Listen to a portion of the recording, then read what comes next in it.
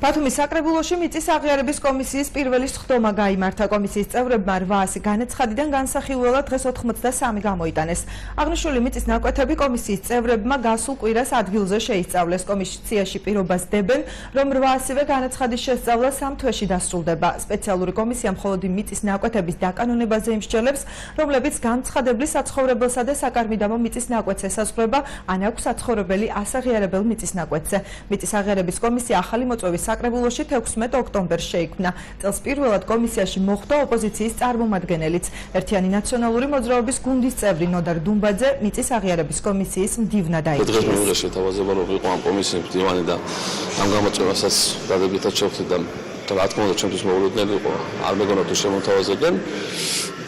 აპირებს რომ პირნათლად შევასრულოთ დაკისრებულ მოვალეობა, რაც იქნება ჩემზე დაკისრებული. განვიხილავთ 84 საკითხს, აქედან ნახევარზე მეტი ადგილზე შესწავლილი და დათვალიერებულია.